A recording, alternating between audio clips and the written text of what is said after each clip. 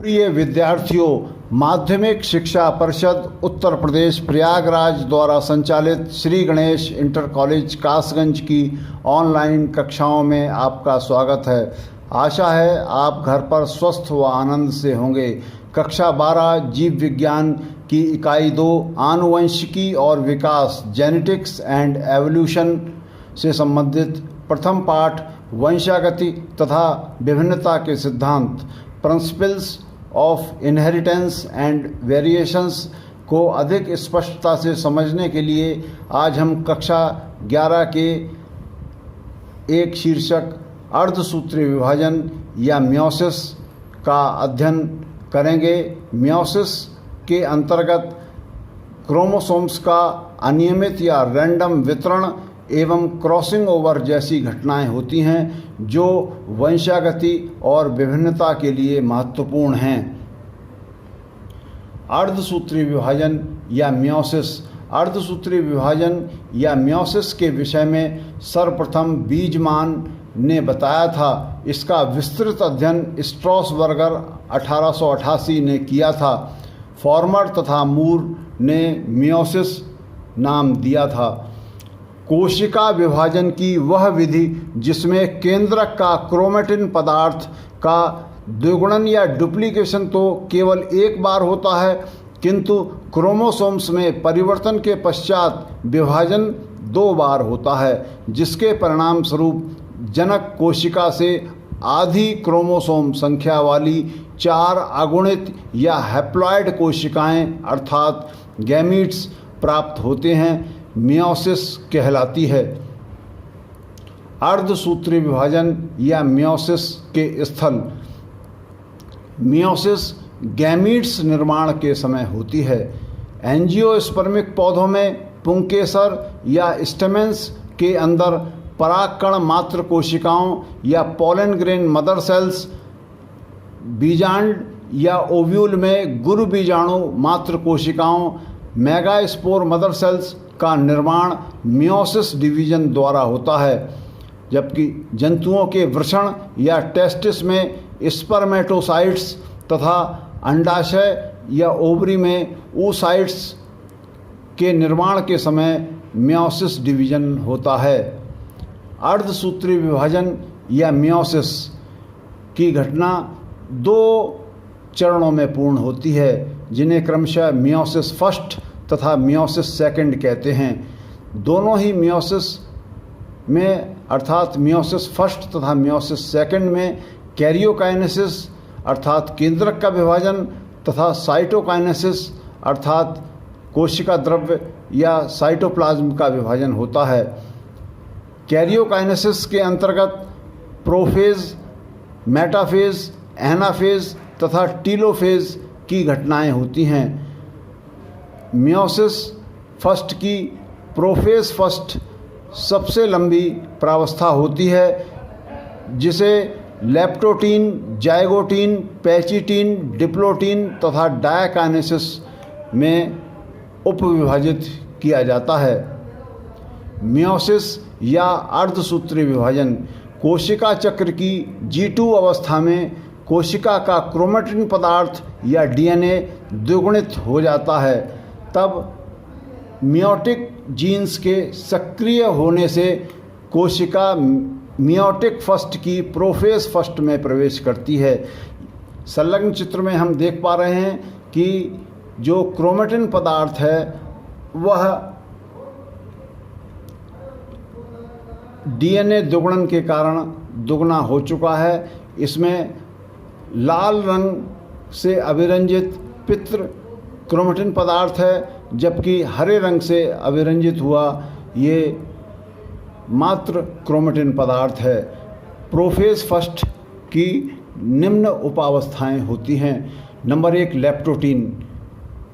कोशिका का क्रोमेटिन पदार्थ छोटा मोटा कुंडलित होकर एवं जल त्याग कर निश्चित संख्या में सूत्रवत संरचनाएं बनाता है, जिन्हें क्रोमोसोम कहते हैं। संलग्न चित्र में हम स्पष्ट देख पा रहे हैं कि लेप्टोटीन अवस्था में वही क्रोमेटिन पदार्थ छोटा मोटा और जल त्याग कर और कुंडलित होकर सामान्य सूक्ष्मदर्शी में भी स्पष्ट दिखाई देने लगता है। यहाँ लाल रंग से अभिरंजित ये 2 क्रोमोसोम पितृ क्रोमोसोम हैं, जबकि हरे रंग से अभिरंजित दोनों क्रोमोसोम यह मातृ क्रोमोसोम हैं। अगली अवस्था जाइगोटीन। इस अवस्था में क्रोमोसोम और अधिक मोटे हो जाते हैं, साथ ही होमोलॉगस क्रोमोसोम्स एक दूसरे के साथ समीप आकर जोड़े बनाते हैं।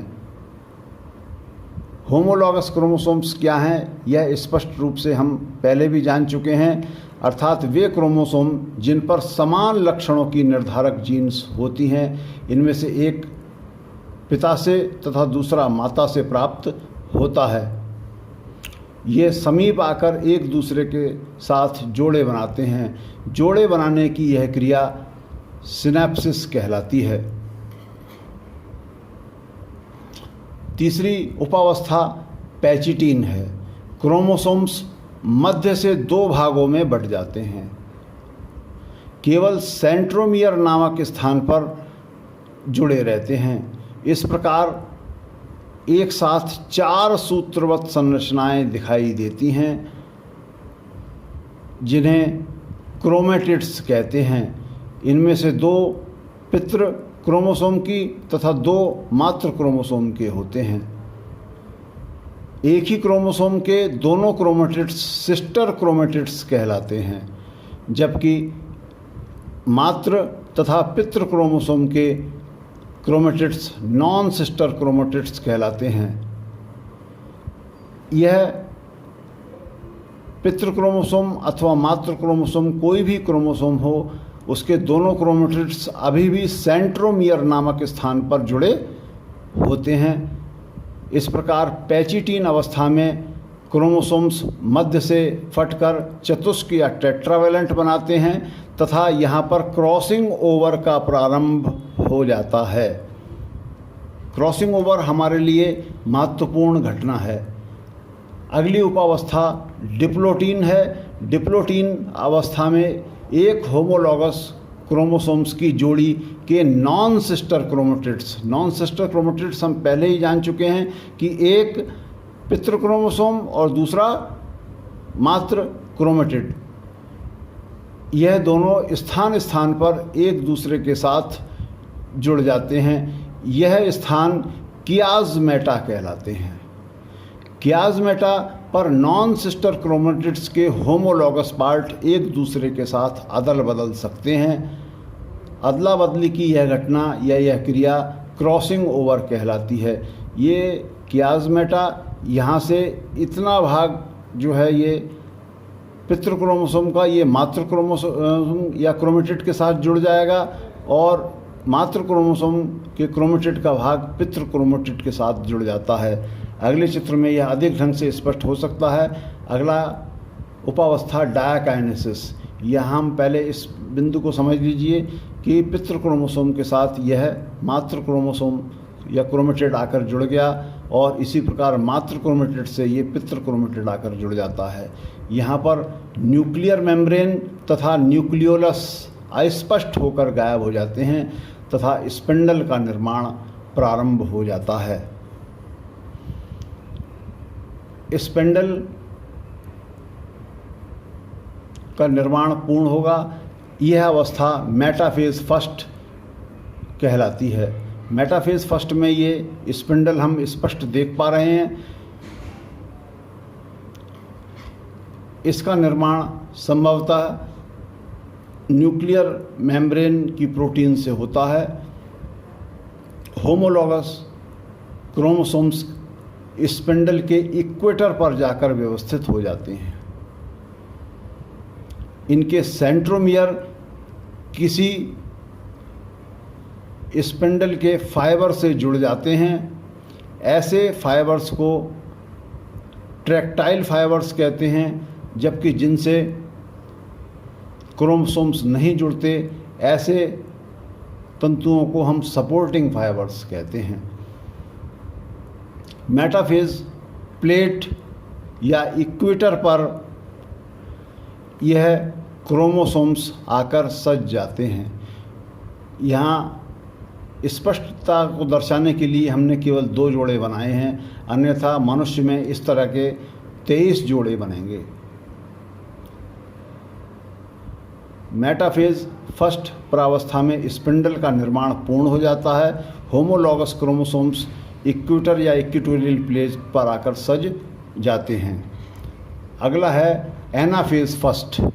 एनाफेज फर्स्ट अवस्था में ट्रैक्टाइल फाइबर्स में संकुचन के कारण होमोलॉगस क्रोमोसोम्स अपने अपने ध्रुवों की ओर खींचने लगते हैं। एक ध्रुव की ओर खींचने वाले इन क्रोमोसोम्स की संख्या कुल क्रोमोसोम्स की आधी होती है। जैसे कि कोशिका में कुल 4 क्रोमोसोम्स थे, तो 4 में से 2 एक ध्रुव की ओर खींच रहे हैं और दूसरे ध्रुव की ओर खींचते हैं।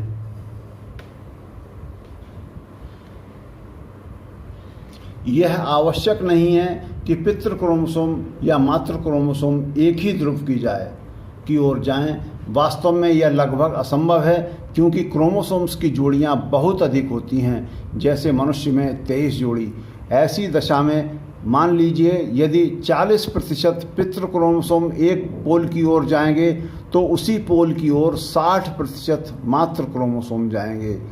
इसी दशा में दूसरे पोल की ओर इनकी संख्या विलोम में होगी, अर्थात पितृ क्रोमोसोम 60% तथा मातृ क्रोमोसोम 40% पहुँचेंगे। एक पोल की ओर बनने वाले गैमीट्स में अलग अलग प्रकार के क्रोमोसोम्स होंगे, जबकि दूसरे पोल की ओर बनने वाले गैमीट्स में दूसरे क्रोमोसोम होंगे। यही कारण है कि संतान में कुछ लक्षण पिता के होते हैं तथा कुछ लक्षण माता के होते हैं। टीलोफेज फर्स्ट में पुनः स्पिंडल गायब हो जाता है। दोनों पोल्स पर क्रोमोसोम्स के चारों ओर न्यूक्लियर मेम्ब्रेन तथा न्यूक्लियोलस पुनः बन जाते हैं। क्रोमोसोम्स पुनः जल ग्रहण कर पतले लंबे होकर क्रोमेटिन पदार्थ बना देते हैं। Cytokinesis first. मियोसिस फर्स्ट के समय साइटोकाइनेसिस हो भी सकती है और नहीं भी। यदि होती है तो कोशिका 2 संतति कोशिकाओं में विभाजित हो जाती है, जिनमें क्रोमोसोम्स की संख्या जनक कोशिका की आधी होती है। यानी ये आवश्यक नहीं है कि मियोसिस फर्स्ट के समय साइटोकाइनेसिस हो। मियोसिस सेकंड के अंतर्गत भी प्रोफेज, मेटाफेज, एनाफेज तथा टीलोफेज अवस्थाएं होती हैं। प्रोफेज सेकंड में क्रोमेटिन पदार्थ से क्रोमोसोम्स पुनः बन जाते हैं, अर्थात क्रोमेटिन पदार्थ छोटा मोटा कुंडलित होकर और जल त्याग कर पुनः क्रोमोसोम्स बना देता है। नंबर 2, न्यूक्लियर मेम्ब्रेन तथा न्यूक्लियोलस अस्पष्ट होकर गायब हो जाते हैं। दूसरी अवस्था अर्थात मेटाफेज सेकंड में स्पिंडल का निर्माण पूर्ण हो जाता है तथा क्रोमोसोम्स इक्वेटर पर आकर सज जाते हैं। सामान्यतः हम ये इक्वेटर दिखा रहे हैं। यहाँ पर ये एक पितृ क्रोमोसोम और एक मातृ क्रोमोसोम प्रदर्शित किया गया है। इसके सेंट्रोमियर ठीक इक्वेटोरियल प्लेट पर स्थित हैं। एनाफेज सेकंड में क्रोमोसोम्स के सेंट्रोमियर में विभाजन के कारण वे एक दूसरे से पूर्णतः पृथक हो जाते हैं तथा ट्रैक्टाइल फाइबर्स में संकुचन के कारण अपने अपने ध्रुवों की ओर खींचने लगते हैं। टीलोफेज सेकंड में क्रोमेटिड्स ध्रुवों पर पहुंचकर पुनः क्रोमेटिन पदार्थ का निर्माण कर लेते हैं। स्पिंडल गायब हो जाता है तथा न्यूक्लियर मेम्ब्रेन और न्यूक्लियोलस पुनः बन जाते हैं। Cytokinesis second. मियोसिस सेकंड के पश्चात साइटोकाइनेसिस सेकंड अवश्य ही होती है, जिससे अर्ध गुणसूत्र या अर्ध क्रोमोसोम संख्या वाली 4 संतति कोशिकाओं का जन्म होता है। मियोसिस का महत्व। मियोसिस द्वारा एक जनक कोशिका से 4 संतति कोशिकाओं का जन्म होता है। नंबर 2, मियोसिस गैमीट्स निर्माण हेतु आवश्यक है, जिससे पीढ़ी दर पीढ़ी क्रोमोसोम की संख्या निश्चित बनी रहती है। नंबर 3, मियोसिस की प्रोफेज फर्स्ट की डिप्लोटीन अवस्था में क्रॉसिंग ओवर तथा एनाफेज फर्स्ट अवस्था में जीन्स तथा क्रोमोसोम के नए संयोग बनते हैं, जिससे नई जातियों की उत्पत्ति होती है। इस प्रकार मियोसिस